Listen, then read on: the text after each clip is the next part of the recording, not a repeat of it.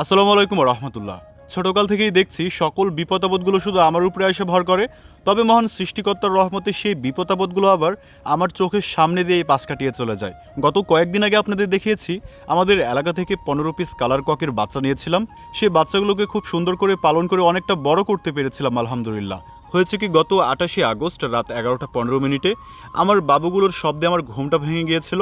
তারপর ঘর থেকে বের হয়ে বারান্দায় দাঁড়িয়ে উকি দিয়ে দেখার চেষ্টা করছিলাম যে মূলত আমার বেবিগুলো কেন চিৎকার করছে। হঠাৎ করে দেখি একটা শিয়াল আমার বাবুগুলোকে হামলা করার জন্য প্রস্তুতি নিচ্ছে। তারপরে আমি আমার মোবাইলের ক্যামেরাটা অন করে নাইট মোডে কয়েকটা ছবি তোলার চেষ্টা করি। দেখেন, এই যে শিয়ালটাকে দেখা যাচ্ছে, সে কিন্তু খামারের আশেপাশে ঘোরাঘুরি করতেছে এবং এক পর্যায়ে দেখা গেল সে বাবুগুলোকে হামলা করার জন্য, মানে যে ঘরের মধ্যে বাবুগুলো থাকে সেই ঘরের দরজার উপরে একটা থাবা দিছে। এই যে দেখেন, মানে শিয়ালটা কিন্তু একদম ঘরের মুখে মানে অবস্থান করছে। তারপর আমি চিৎকার করে শিয়ালটাকে তাড়ায় দিলাম। শিয়ালটা যাওয়ার পরে আমি মানে দেখতে চাইছিলাম যে আমার কোনো বাবুকে যে সে খেয়ে ফেলছে নাকি কিংবা আক্রমণ করছে নাকি। ভাই, গিয়ে দেখি আবারও সেম একই কাহিনী, ওই পূর্বের মতো মহান সৃষ্টিকর্তা আমাকে এত বড় একটা বিপদের হাত থেকে রক্ষা করেছে। তবে আলহামদুলিল্লাহ, শিয়াল আমার কোনো বাচ্চার ক্ষতি করতে পারে নাই, তারা সকলেই ভালো আছে আলহামদুলিল্লাহ।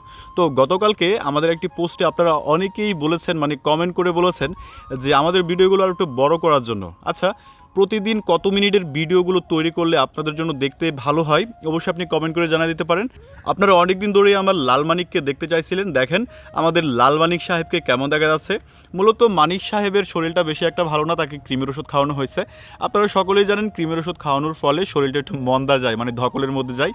এখন লাল মানিক সাহেবকে লিভার টনিক এবং মাল্টিভিটামিনের ডোজ চলছে। তার অবস্থা যখন স্বাভাবিক হয়ে যাবে তখন ইনশাল্লাহ চেষ্টা করব মাঝে মধ্যে তাকে দেখানোর জন্য। তো আমাদের খামারে যে কালার ককের বাচ্চাগুলো এনেছিলাম, সে বাচ্চাগুলোকে আজকে একটু মাটিতে ছেড়ে দেবো, মানে মুক্ত করে দেবো। এতে করে হবে কি, তারা চঞ্চলতার সাথে আপনার দৌড়াদৌড়ি করবে, যার ফলে তাদের শরীরটা ভালো থাকবে। এই বিষয়টা হচ্ছে আমি মাঝে মধ্যেই বিভিন্ন মুরগির ক্ষেত্রে, মানে যত মুরগি পালন করি মুরগির বেবিদের ক্ষেত্রে পালন করে থাকি।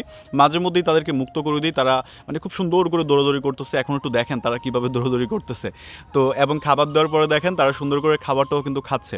তো এই যে চঞ্চলতা, এই চঞ্চলতা যদি আমি এখন তাদের মধ্যে না আনতে পারি তাহলে হবে কি, কিছুদিন পরে দেখা যাবে কি তারা ব্রয়লার মুরগির মতো হয়ে যাবে।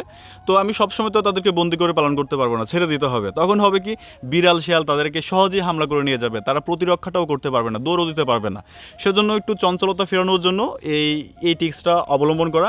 আপনারা অনেকেই আমাকে বলেছিলেন, ভাই এই বাবুগুলা কিন্তু বড় হবে না, তাদের ওজন বৃদ্ধি পায় না। তবে আলহামদুলিল্লাহ আমি যেটা দেখতে পারতেছি আজকে 9-10 দিনে তাদের কিন্তু ওজনটা মোটামুটি ভালোই আসছে। গত 25 আগস্ট আপনাদের দেখিয়েছিলাম আমার অনেকগুলো চেনা হাঁসের ডিম দিয়ে একটা মুরগিকে কুচে বসেছিলাম, এবং আলহামদুলিল্লাহ আজকে আমি ক্যান্ডিলিং করে যেটা বুঝতে পারলাম তা হলো প্রতিটা ডিমের মধ্যে বাচ্চা চলে আসছে। এই যে দেখেন ডিমগুলোর মধ্যে ব্রণ দেখা যাচ্ছে, এই ব্রণ থেকেই কিন্তু আস্তে আস্তে বাচ্চা তৈরি হবে।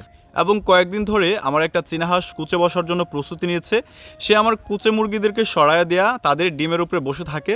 তাই আজকে 15টা ডিম দিয়ে আমার সেই চীনা হাঁসটাকে কুচে বসায়া দিলাম। দেখেন এই ভদ্রমহিলা কতটা মমতার সাথে ডিমগুলোকে নিয়ে বসে আছে। আসলে মায়েরা এমনই হয়, হোক মানুষ, গরু, ছাগল, হাঁস, মুরগি কিংবা অন্য কোনো পশু প্রাণী, সকল মায়েরা নিজের সন্তানদের এভাবেই আগলে রাখে। আজকে দুপুর হওয়ার সাথে সাথেই আমার চীনা হাঁসদের গোসল করার জন্য যে জায়গাটা আমি দেই সেই জায়গাটা পরিষ্কার করে নিলাম, পটাশ দিয়ে ভালো করে ধুয়ে নিলাম। মূলত এই জায়গাটা সবসময় পানি থাকার ফলে স্যাঁতস্যাঁতে হয়ে থাকে, তো যার ফলে বিভিন্ন ব্যাকটেরিয়া এই জায়গায় বাসা বাঁধতে পারে। সেজন্য মাঝে মধ্যেই কিন্তু জীবাণুমুক্ত করতে হবে এই জায়গাটা, তা না হলে হবে কি হাঁসগুলো অসুস্থ হয়ে যেতে পারে, ওই ব্যাকটেরিয়াগুলো তাদের আক্রান্ত করতে পারে। দেখেন এই জায়গায় পানি দেওয়ার কিছুক্ষণ পরে আমার সকল চীনা হাঁসগুলো এই জায়গায় আসা কত সুন্দর করে গোসল করতেছে। মূলত কয়েকদিন যাবৎ প্রচুর পরিমাণে গরম হচ্ছে, সেজন্য আমি প্রতিদিন 2-3 বার করে তাদেরকে গোসলের পানিটা দিচ্ছি। গত কয়েকদিন যাবৎ আপনারা অসংখ্য ভিডিওতে কমেন্ট করে বলেছেন আমাদের খামারে কবুতর অ্যাড করার জন্য। তো আমাদের খামারে মূলত কোন জাতের কবুতরটা অ্যাড করলে সবচেয়ে বেশি ভালো হবে আপনাদের পরামর্শ চাচ্ছি। আপনারা অনেকেই তো আমাকে অনেক ধরনের পরামর্শ দিয়ে থাকেন, অবশ্যই আজকে এই পরামর্শটা দিয়ে আমাকে উপকৃত করবেন। এবং আপনাদের সজীব ব্রাদারের পোষা প্রাণীর ভিডিওগুলো যদি ভালো লাগে অবশ্যই ভিডিওটিতে একটি লাইক দিয়ে আমাকে পরবর্তী ভিডিওগুলো করার উৎসাহ যোগাবেন। আবারও দেখা হবে নতুন কোনো ভিডিওতে, সে পর্যন্ত আপনারা সকলে ভালো থাকবেন, সুস্থ থাকবেন। টাটা, আল্লাহ হাফেজ।